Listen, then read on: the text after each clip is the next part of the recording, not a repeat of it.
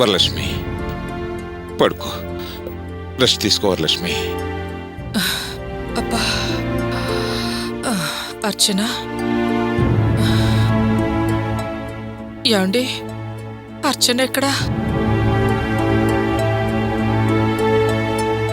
నా కూతురు ఎక్కడండి? అడుగుతుంటే సమాధానం చెప్పరే. ఎక్కడండి నా కూతురు? అర్చన తన భర్తతో తన ఇంట్లో ఉంది. ఎంత పని చేశారండి? ఎందుకు వాడితో పంపించారు?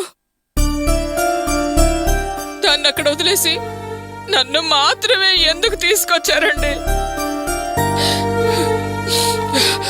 వెళ్ళండి, వెళ్ళి వెంటనే నా కూతుర్ని తీసుకురండి.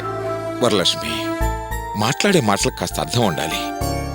పెళ్ళైన పిల్ల మొగుడింట్లోనే ఉంటుంది, అదే ధర్మం. అందుకే అది అక్కడే ఉంటుంది. మొగుడా మొత్తులా? వాడే మొగుడండి. ఇంకా దాని జీవితానికి ఏం మిగిలిందని అక్కడ ఉండాలి? అంత నాశనం అయిపోయింది. వెళ్ళి తీసుకురండి. వాడు మగాడు కాదని తెలిసిపోయింది కదా. ఇంకది ఎక్కడున్నా ఒకటే. ఏంటి వరలక్ష్మి ఆ మాటలు? ఎన్నిసార్లు అదే మాట మాట్లాడతావు? అల్లుడని కూడా చూడకుండా ఎందుకు అలా మాట్లాడతావు? నేనేం లేని మాట్లాడడం లేదు కదా, ఉన్నదే అన్నాను. వాడికి వాడే ఒప్పుకున్నాడు కదా, మళ్ళీ నేనంటావేంటి? ఇప్పుడు మీరెళ్ళి నా కూతురు తీసుకొస్తారా లేదా? లేకపోతే నేనే వెళ్లాల్సి వస్తుంది. నిజానిజాలు తెలియకుండా మనకు మనంగా ఒక నిర్ణయానికి రాకూడదు వరలక్ష్మి. ఇప్పటిదాకా నువ్వెన్నోసార్లు అల్లుడు గారిని అవమానించావు. అతను కాబట్టి అన్ని భరించాడు. ఎన్ని భరించినా ఓ మగాణ్ణి పట్టుకుని అందరి ముందు శిఖండి అన్నావు. అతను కాబట్టి సహించాడు గాని మరొకరైతే అక్కడ నీ చెంప చెళ్ళు మనిపించేవాడు. ఇప్పటికైనా అతని సంస్కారాన్ని అర్థం చేసుకో వరలక్ష్మి. ఇంత జరిగాక కూడా నేను మారను, నా స్వభావం ఇంతే, అలాగే మాట్లాడతాను అనటం న్యాయం కాదు. ఏంటి న్యాయ అన్యాయాల గురించి మాట్లాడుతున్నారు? అన్ని అవమానాలు జరిగినా మన చూరు పట్టుకుని వేళ్లాడుతున్నారు అంటే అర్థమేంటి? నేనన్నది అబద్ధమైతే కొంచెమైనా పౌరుషం లేకుండా అలా ముద్దురా చిప్పులా నించుంటాడా? నేనన్నదానికి అందరికీ కోపం వస్తుంది కానీ వాడికి మచ్చుకైనా కొంచెమైనా రాదా? అక్కడే తెలిసిపోతుంది వాడి మగతనమేంటో. ఆ లోపం ఉండబట్టే అలా నంగరాచిలా ఉంటున్నాడు. అసలు విషయం తెలియక మీరేమో నాదే తప్పంటున్నారు. వరలక్ష్మి, నీకే మాట్లాడటం తెలుసని ఇష్టం వచ్చినట్టు మాట్లాడుకో. ఆవిడ కూడా మన అమ్మాయిని గొడ్రాలు అన్నప్పుడు అర్చన కూడా మౌనంగా ఉంది అంటే అర్థం అర్చన గొడ్రాలనే, తల్లి అయ్యే అవకాశం లేదనే. అది మౌనంగా ఉన్నా నేను వెంటనే సమాధానం చెప్పాను కదా. దాని మొగుణ్ణి కాపాడడానికి కుటుంబం కోసం అది మౌనంగా ఉంది అంతే. అదే దృష్టితో అల్లుని కూడా చూడొచ్చు కదా. మన పరువు ప్రతిష్టల కోసమే అతను కూడా మౌనంగా ఉన్నాడని అనుకోవచ్చు కదా. ఒక్కసారి ఆలోచించు వరలక్ష్మి. ఏంటి మన కోసం మౌనంగా ఉన్నాడా? చూడు వరలక్ష్మి, నిజం తెలియకుండా రాద్ధాంతం చేయకూడదు, అనాలోచితంగా మాట్లాడకూడదు. అసలు అతను ఏదో చెప్పాలనే ముందుకొచ్చాడు. కానీ మనార్చనే అతనికి అడ్డుపడి ఏదో చెప్పి వెనక్కలాగింది. అసలు నిజాలు ఆ ఇద్దరికి మాత్రమే తెలుసు. కానీ మీకేదో తెలిసినట్టు నువ్వేమో అతను మొగాడు కాదని, ఆమెమో అర్చనను గొడ్రాలని ఎదురుపడి ఒకళ్ళనొకళ్ళు తిట్టుకొని మధ్యలో వాళ్ళను బాధ పెట్టారు. మీకొచ్చిన లాభం ఏమిటి? మనం పొందిన ప్రయోజనం ఏమిటి? వాళ్లకు మాత్రం వేదననే మిగిల్చారు. నిజంగా వాళ్లే కనుక మెడికల్ టెస్టులు చేయించి మన కూతురుని గొడ్రాలని తేలిస్తే నువ్వు ఊరుకుంటావా? ఆ కారణం చూపించి దాన్ని పుట్టింటికి తరిమేస్తే నువ్వు సమర్థిస్తావా? ఏదేమైనా నువ్వు అలా మాట్లాడకుండా ఉండాల్సిందమ్మా. అల్లుడనే గౌరవం లేకుండా మౌనంగా ఉన్నాడు కదని అలాగేనా మాట్లాడేది? అతను మన కుటుంబం కోసం చేసిన మంచినంతా మర్చిపోయి ఎలా మాట్లాడావమ్మా?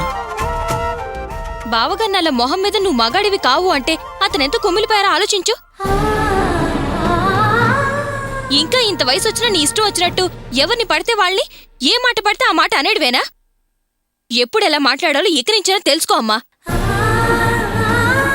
ఆ రోజు ఇది కూడా అంతే, పెద్ద చిన్న లేకుండా నోటికొచ్చినట్టు వాగింది. ఆ క్షణం నువ్వు కాలర్ పట్టుకుని బయటికి గెంటేశావు. పాపం తలంచుకుని బయటకు వెళ్ళిపోయాడు. అలాంటి అల్లుడు దొరకడం నిజంగా మన అదృష్టం. కానీ దురదృష్టం ఏంటంటే అతన్ని అన్ని రకాలుగా మనం అవమానిస్తున్నాం. అయినా నువ్వేమన్నా అతను సహిస్తున్నాడనేగా అతనంటే అంత చులకనా? ఎలా పడితే అలా మాట్లాడటం? అతనికి వయసు తక్కువైనా ఆలోచనుంది, బాధ్యతగా వ్యవహరించటం తెలుసు. ఓ మగాడిలా గుంభనంగా ఉండి నీ పరువు కాపాడాడు. మన పరువు కాపాడిన వాళ్ళకి మనం ఇచ్చే మర్యాద ఇదేనా? కాస్తైనా విశ్వాసం ఉండాలి, లేకపోతే మనుషులు అనిపించుకోవమ్మా.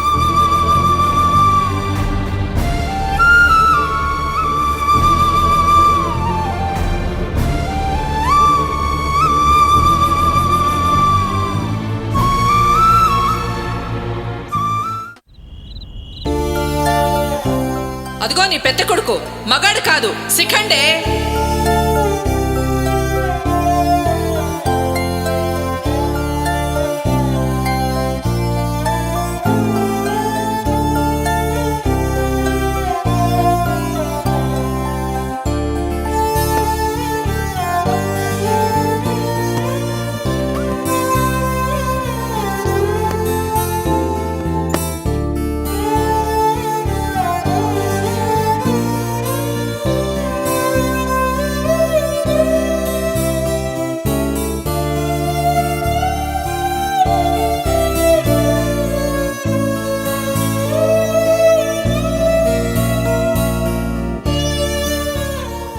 నన్ను క్షమించు.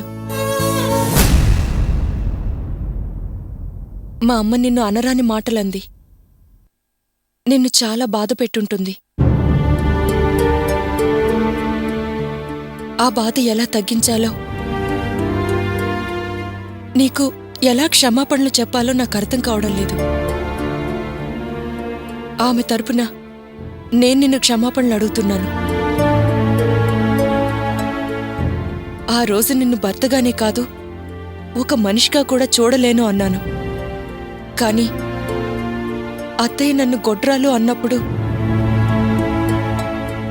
భర్తగా ఉండి నా పరువు కాపాడడానికి నువ్వు చేసిన ప్రయత్నానికి ఎక్కడ మనిద్దరి మధ్య ఏ సంబంధం లేదని చెప్తావేమోనని భయపడ్డాను.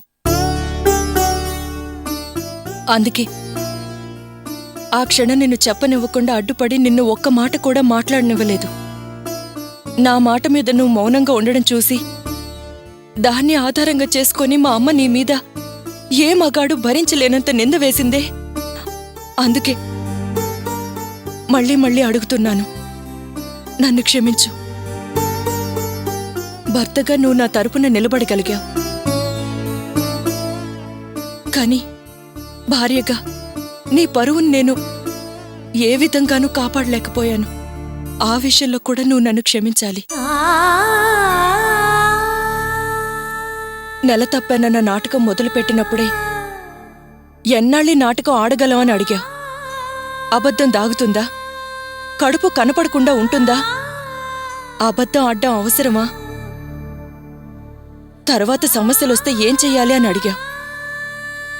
అప్పుడు నేనే నిన్ను బలవంతం చేశాను, అవమానకరంగా మాట్లాడాను, నీ నిజాయితీని వెక్కిరించి ముందు ముందు ఏం చెయ్యాలో ఎలా చెయ్యాలో నాకు తెలుసని బాగా అహంకారంగా మాట్లాడాను. అది ఇలా ఇంత పెద్ద సమస్య అవుతుందని నేనెప్పుడూ ఊహించలేదు. నీకీ రోజు జరిగిన అవమానానికి కారణం నేను. అర్చన, ఇలాంటి అవమానాలు నాకేం కొత్త కాదు. నా మనసుకెన్నో గాయాలయ్యాయి. మౌనంగా భరించడం అలవాటైపోయింది. కాయలున్న చెట్టుకే రాళ్ల దెబ్బ అన్నట్టుగా నాలాంటి వాడినే అందరూ అంటారు. ఆ రాళ్ల దెబ్బ చెట్టుకి, ఆ గాయపు బాధ నాలాంటి వాడికే అర్థమవుతుంది. నా బాధ ఏదో నేను పడతాను, నువ్వు పడుకో.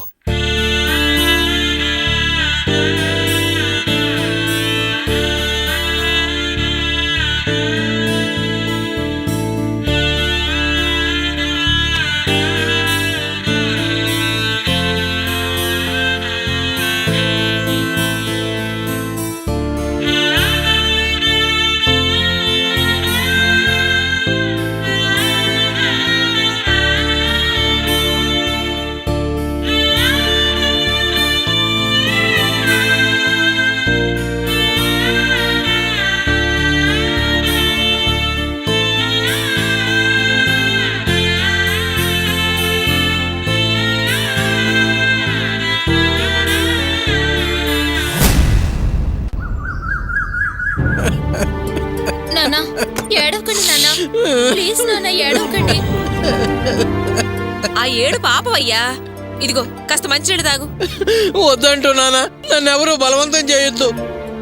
రాత్రంతా నిద్రపోకుండా ఇలా ఏడుస్తూనే ఉన్నావు. చూడు, జ్వరం కూడా వచ్చినట్టుంది. ఒళ్ళు కాలిపోతుందయ్యా. ఇలా ఏం తినకుండా ఎలా ఉంటావయ్యా? ఆరోగ్యం పాడైపోతుంది. ఊరుకో, లేచేదన్నా తిను.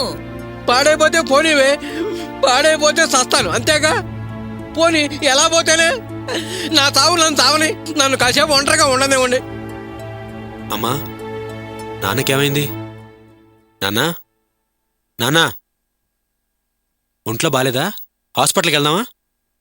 ఆరోగ్యం బాగుండబోతే ఆసుపత్రికి వెళ్ళొచ్చు, కానీ ఇప్పుడు బాగోలేంది నా మనసురా. దానికోసం ఎక్కడికి వెళ్తాం?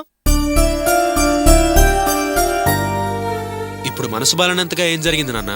అసలు విషయం ఏంటో చెప్పు. పెదనాన్న ఇంటి నుంచి వచ్చినప్పటి నుంచి ఇలా ఏడుస్తూనే ఉన్నారు. ఎందుకంటే చెప్పరు, ఏడు పాపమంటే ఆపరు. రాత్రంతా నిద్రపోలేదు. అసలు విషయం ఏంటో మాకు అర్థం కావడం లేదు. ఏమ్మా, నాన్న ఇంతగా ఏడుస్తున్నప్పుడు ఒకసారి నన్ను లేపొచ్చు కదా? మీరు నిద్రపోతున్నారు కదా, డిస్టర్బ్ చేయడం ఎందుకని లేపలేదు. అమ్మా, అసలు ఏం జరిగిందమ్మా? నాన్న ఎందుకింత బాధపడుతున్నారు? నాకేమైనా సరే తుర్తుపెట్టుకుపోయేవాడిరా, కానీ నా బాధంతా నీ గురించేరా. ఒరేయ్, ఏ మగవాడికి జరగని అవమానం నీకు జరిగిందిరా. అదే తట్టుకోలేకపోతున్నానురా. అది క్షణం క్షణం గుర్తుకొచ్చి ఆ దుఃఖాన్ని ఆపుకోలేకపోతున్నానురా. ఏంటన్నా ఇది? ఆవిడన్నది నన్ను. ఆ మాటల పడ్డ నేనే చాలా ఈజీగా తీసుకున్నాను. నాకు లేని బాధ నీకెందుకు? ఎందుకిలా బాధపడి ఆరోగ్యం పాడు చేసుకుంటున్నావు? నీకేరా, నువ్వు ఒక గౌతమ బుద్ధుడివి, త్యాగశీలివి. నువ్వు ఏదైనా తట్టుకోగలవు, కానీ నేను మామూలు మనిషి. నీ అంత గుండె నిబ్బరం నాకు లేదురా.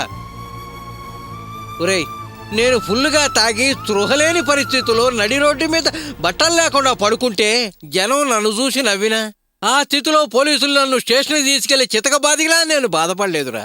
అంతేకాదురా, కానీ సంపాదన లేకపోయినా సిగ్గు లేకుండా ఇంట్లో చిల్లర దొంగతనాలు చేస్తున్నప్పుడు కూడా నేను ఇంత ఫీల్ అవ్వలేదు. నా కుటుంబానికి ఏ కష్టం రాకుండా ముందుకు నడిపే సింహం లాంటి నా పెద్ద కొడుకున్నాడని గర్వపడేవాణ్ణిరా. అలాంటి నా గోపి అవమానించబడితే నేను సహించలేనురా, సహించలేను. చూడ్రా, ఈయనెప్పుడైనా ఇలా బాధపడి ఆడవడం చూసావా? నేనెన్నిసార్లు ఎన్ని మాటలన్నా అస్సలు పట్టించుకోని మనిషి ఈ రోజు రాత్రనక పగలనక ఏడుస్తున్నాడు. దానికి కారణం నువ్వేరా. ఆ రాక్షసి అంతమంది ముందు చెట్టంత మగాడివి నిన్ను పట్టుకుని అంతంత నిందలేసి మాట్లాడుతుంటే మౌనంగా ఉన్నావేరా? చింతకంత పౌరుషం కూడా రాలేదా నీకు? దాని నరికి పోగులేసి నువ్వు జైలుకెళ్ళినా శభాష్ అనేదాన్ని, సంతోషపడేదాన్ని. ఇంత తలవంపులు కారణం నువ్వేరా. ఏరా, నేను పెట్టే భోజనంలో ఉప్పు కారం లేదా? ఆ అన్నమేరా మేము కూడా తినేది. వయసు మళ్ళిన మాకే ఆ మాటలు వింటుంటే రక్తం సలసల మరిగిపోతుందే. నువ్వేంట్రా వానపాములా ముడుచు కూర్చున్నావు? ఏంటమ్మా నువ్వు మాట్లాడేది? నేను ఆవిడ్ని చంపి జైలుకెళ్ళి నీతో సభాష్ అనిపించుకుంటేనే నేను మగాడినా, లేకపోతే కాదా? ఏంటమ్మా మాటలు? చూడమ్మా, నేను ఆవేశపడితే నష్టపోయేది మన 2 కుటుంబాలే, విడిపోయేది 2 కుటుంబాలే. ఈ 2 కుటుంబాల మధ్య బంధం, సంబంధం, బంధుత్వం పోకూడదనే నేను అలా చేశాను. అంతేకాని నేను పిరికివాణ్ణి కాదు, చేతకాని వాణ్ణి అంతకన్నా కాదు. నేనంత మంచిగా ఆలోచించాను కాబట్టే కారణం నేనయ్యానా? కాకపోతే నేనా? నువ్వెన్నా చెప్పు, ముమ్మాటికి కారణం నువ్వే. అంటే అడిదిప్పి ఇడిదిప్పి తప్పు నాదేనంటావు. అమ్మా, నిజం చెప్పాలంటే దీనికి కారణం నువ్వు. నువ్వు అర్చన్ని గొడ్రలన్నావు కాబట్టే ఆవిడ కోపం వచ్చింది, నన్ను నానా మాటలో అంది. ఏనన్నా? నన్ను ఒక్క మాట అన్నందుకే నువ్వు ఇంత బాధపడుతున్నావే. మనం అర్చని నానా మాటలో అన్నప్పుడు వాళ్ళెంత బాధపడి ఉంటారో ఒకసారి ఆలోచించు. అవునరా, నేనన్నమాట నిజమే. లేని కడుపు ఉందని అది నాటకమాడింది. అది తానా అంటే తందానంటే నువ్వు దానికి తోడయ్యావు. అందుకే అలా అనాల్సొచ్చింది. ఎవరెన్నన్నా మీలో ఎవరైనా ఇంతవరకు అసలు నిజం చెప్పారా? చెప్పలేదే. ఓహో, అందుకే అలా అన్నానంటావు. అవును మరి, దానికి తల్లయ్యే అవకాశం లేదు కాబట్టే కడుపు వచ్చిందని నాటకమాడింది. లేకపోతే ఎందుకు ఆడుతుంది? తల్లయ్య చూపిస్తుందిగా. అమ్మా, మళ్ళీ మళ్ళీ అదే మాట మాట్లాడద్దు. ఇప్పుడు నీకేం కావాలి? అర్చన కడుపు పండకపోవడానికి కారణం కావాలి, అంతేగా? శ్రద్ధగా విను. నేను అర్చన ఒక 2 సంవత్సరాలాగి పిల్లల్ని కందామని నిర్ణయించుకున్నాం.